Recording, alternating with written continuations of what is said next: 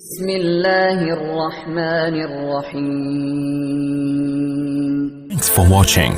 Don't forget to like, comment, share and subscribe to بسم الله الرحمن الرحيم. الحمد لله رب العالمين والصلاة والسلام على من لا نبي بعده. أما بعد، أعوذ بالله من الشيطان الرجيم. بسم الله الرحمن الرحيم. وقرن في بيوتكن ولا تبرجن تبرج الجاهلية الأولى. صدق الله العظيم. حضرات سامعین کرام، ابھی میں نے جس آیت کریمہ کی تلاوت کی ہے اس میں عورتوں کو اپنے گھروں میں رہنے کی تلقین کی گئی ہے اور بلا ضرورت گھر سے باہر نہ نکلنے اور بازاروں میں سیر و تفریح کرنے سے منع کیا گیا ہے، مگر اس کے باوجود آج عورتوں سے شرم و حیا کا جنازہ اٹھ گیا ہے۔ بے حیائی و بدکاری کی کوئی حد نہ رہی، زناکاری، مکاری، عیاری عام ہوتی چلی گئی، گانے بجانے عام ہوتے چلے گئے، جس کی وجہ سے ہر جگہ، ہر شہر، ہر قصبہ میں عیاشی کے اڈے قائم ہونے لگے۔ مگر افسوس صد افسوس، اب ان مہلک بیماریوں میں مسلم خواتین بھی جم کر حصہ لینے لگی اور انہوں نے اپنے دین اسلام کے تمام احکامات کو ٹھکرا کر یورپ کی تہذیب و تمدن کو اختیار کر لیا۔ ایسے کپڑے استعمال کرنے لگی جس سے جسم کا تمام نشیب و فراز نمایاں ہے، دوپٹے کو گلے کا ہار بنا لیا۔ اب اگر شریعت اسلامیہ کی کسوٹی پر ان کو تولیں تو آپ ہرگز نہ کہیں گے یہ تصویر ہے فاطمہ زہرا کی، یہ تصویر ہے ام کلثوم جیسی پاکیزہ سیرت کی، یا شریعت محمدیہ سے ان کا کوئی تعلق اور لگاؤ ہے۔ اے بنت حوا، ذرا سوچ قیامت میں رب کو کیا جواب دے گی۔ اے بنت حوا، دنیا میں تیرا کوئی مقام نہیں تھا، دنیا تجھے ذلت بھری نظروں سے دیکھتی تھی، زندگی کی بھی تجھ کو نہیں دی جا رہی تھی، تیرا وجود باعث ذلت و رسوائی تھا۔ تیرے تولد کی خبر سن کر تیرے باپ کا چہرہ سیاہ ہو جاتا تھا، دنیا میں تیرا کوئی مقام نہیں تھا۔ تیرے تولد کی خبر سن کر تیرے باپ کا چہرہ سیاہ ہو جاتا تھا، ادھر تم پیدا ہوتی تھی ادھر تیرے لیے گڑھا تیار کیا جاتا، تو ابھی دنیا کی ایک بہار بھی نہ دیکھ پاتی کہ تجھے گڑھے میں ڈال کر سینکڑوں من مٹی اوپر سے ڈال دی جاتی۔ تیری زندگی کا چاند ابھی اپنے روشنی پھیلا نہیں پاتا کہ اس کے غروب کا بھی وقت آ جاتا، گویا کہ تو ہر طریقے سے ظلم و ستم کے سکنجے میں جکڑی ہوئی تھی،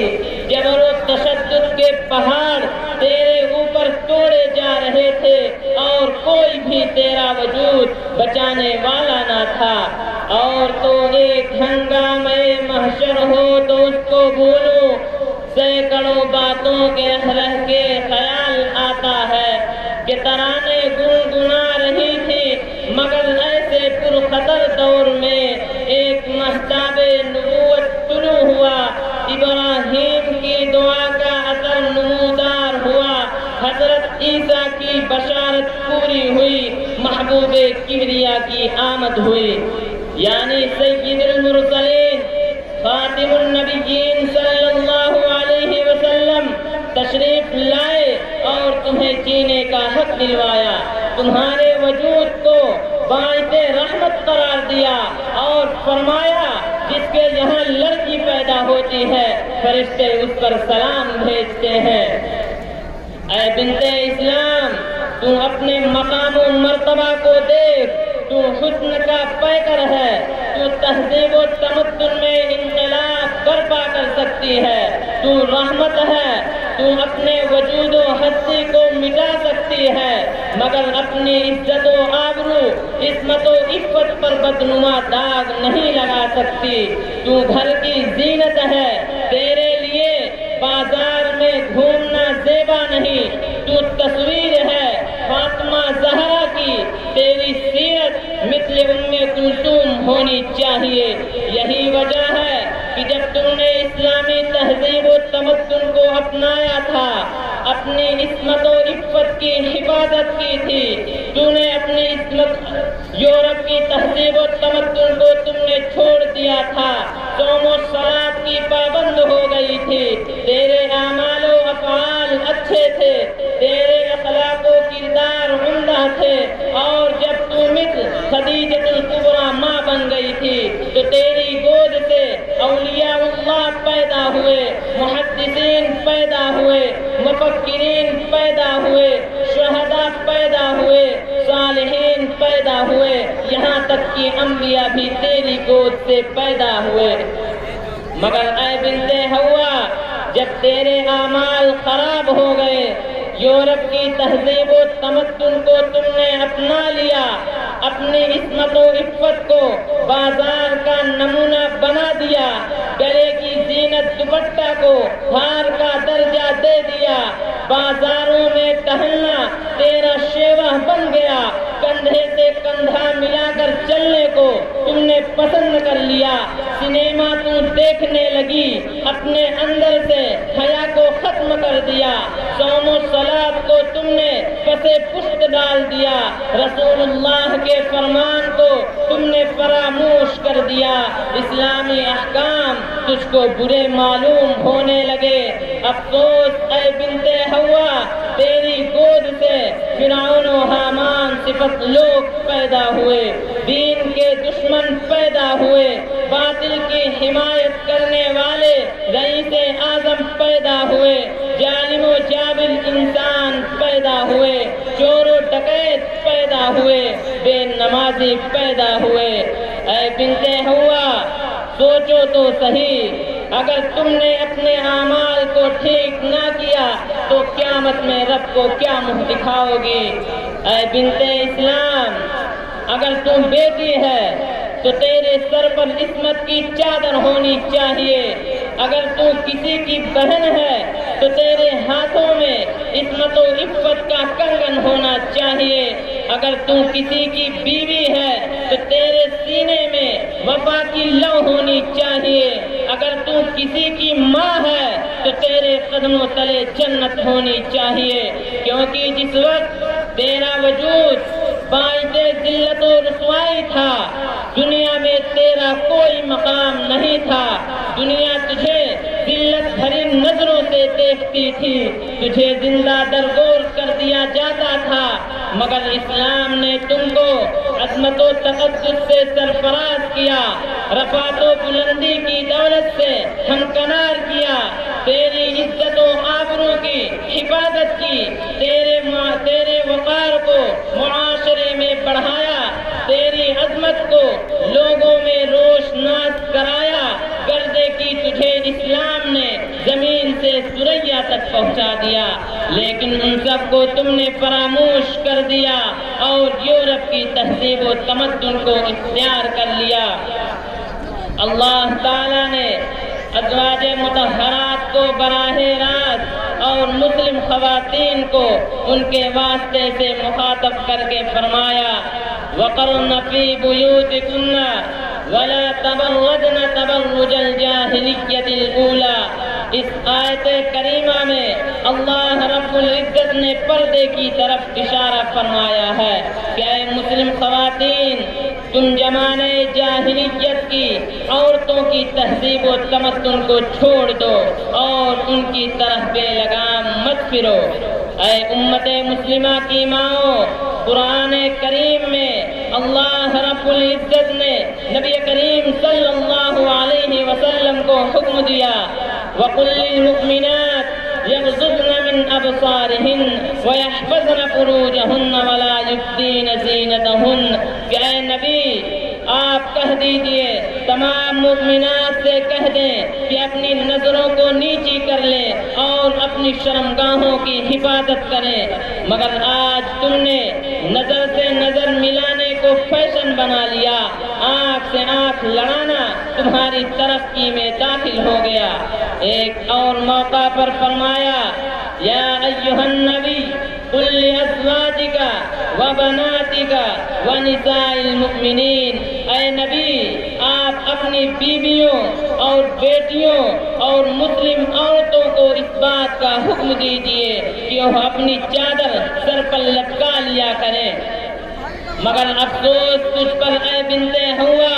تم نے دوپٹے کو ہار کا درجہ دے کر اپنی عصمت و عفت کو داغدار کر لیا، پورے معاشرے کو تم نے تہو بالا کر دیا، کفار و مشرکین کا طرز عمل تم نے اختیار کر لیا، اپنے مقام و مرتبہ کو تم نے فراموش کر دیا۔ اے بنت حوا ذرا سوچ قیامت میں رب کو کیا جواب دے گی۔ اے بنت حوا تیرے اوپر نماز فرض ہے، تو نماز نہیں پڑھتی، تیرے اوپر زکوٰۃ فرض ہے، تو زکوٰۃ نہیں دیتی، تیرے اوپر اللہ اور رسول کی اطاعت فرض ہے، تو اللہ اور رسول کی اطاعت نہیں کرتی، تمہارے اوپر شوہر کی اطاعت ضروری قرار دی گئی، مگر آج تم نے اس کا سدے باب کر دیا ہے، تجھے حکم دیا گیا کہ تو شکر گزار بندی بن جا، مگر تو ناشکری ہو گئی۔ ایک مرتبہ عید الاضحیٰ یا عید الفطر کے موقع پر نبی کریم صلی اللہ علیہ وسلم نے خطاب کرتے ہوئے فرمایا کہ میں نے تم میں سے اکثر کو جہنم میں پایا، تو عورتوں نے سوال کیا یا رسول اللہ آخر کیا وجہ ہے؟ تو آپ نے فرمایا تکثرن اللعنہ وتکفرن العشیرہ، کہ تم لوگ لعن طعن زیادہ کرتی ہو اور شوہروں کی نافرمانی کرتی ہو۔ اے خواتین مسلم افسوس تجھے کیا ہو گیا، تو کس کے بہکاوے میں آ گئی؟ یورپ کی تہذیب و تمدن کو تو نے کیسے اختیار کر لیا؟ اسلامی تعلیمات کو تم نے کیوں فراموش کر دیا؟ گھر میں رہنا تجھ کو کیوں برا معلوم ہونے لگا؟ افسوس صد افسوس کہ ایک دور تھا تیری گود سے اللہ اکبر کے نعرے بلند ہوتے تھے، تیری زبان حمد و ثنا میں مشغول رہتی تھی، مگر آج تیری زبان پر بے حیائی کی باتیں ہیں۔ اے بنت حوا ذرا اپنے سر کو اٹھا اور دیکھ کہ آج سے 1400 سال قبل کی عورتوں نے کیا نمایاں کارنامے انجام دیے۔ دیکھ حضرت سمیہ کو دین کے تحفظ کے خاطر شہید کر دیا گیا۔ اگر صداقت و عدالت دیکھنی ہے تو دیکھ حضرت عائشہ صدیقہ کو، اگر ایثار و قربانی دیکھنی ہے تو دیکھ حضرت خدیجہ الکبریٰ کو، اگر جود و صفا دیکھنی ہے تو دیکھ حضرت ام سلمہ کو، اگر حیا دیکھنی ہے تو دیکھ حضرت فاطمہ کو، اگر پاکیزہ سیرت دیکھنی ہے تو دیکھ حضرت ام کلثوم کو۔ اے خواتین مسلم تم کو فخر کرنا چاہیے حضرت سمیہ کی شجاعت پر، حضرت عائشہ صدیقہ کی صداقت و عدالت پر،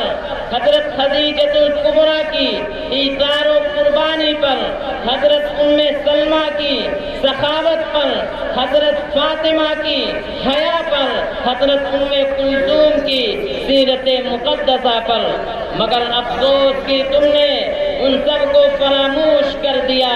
اے بنت حوا آج ضرورت ہے معاشرہ کی اصلاح کی، آج ضرورت ہے صلاح الدین ایوبی کی، آج ضروری ہے نور الدین زنگی کی، آج ضرورت ہے محمد بن قاسم کی، لیکن سوال یہ ہے کہ کیسے پیدا ہوں گے؟ تو سنو، اگر تم نے اپنے اعمال و افعال کو درست کر لیا، اگر تم نے اپنے اخلاق و کردار کو کو صحیح کر لیا، اگر تم نے یورپ کی تہذیب و تمدن کو چھوڑ دیا تو آج ہی تیری گود سے دین کے داعی پیدا ہوں گے، توحید کا ڈنکا بجانے والے پیدا ہوں گے، مگر شرط یہ ہے کہ تم قرآن و حدیث پر عمل پیروا ہو جاؤ اور تمام برائیوں کا خاتمہ کر دو، تبھی جا کر تم کو کامیابی و کامرانی نصیب ہوگی۔ باری تعالیٰ ہماری ماؤں اور بہنوں کو تمام برائیوں سے بچنے اور امہات المؤمنین کی سیرت اختیار کرنے کی توفیق و مرحمت فرما، آمین یا رب العالمین۔ وآخر الدعوانا ان الحمد للہ رب العالمین۔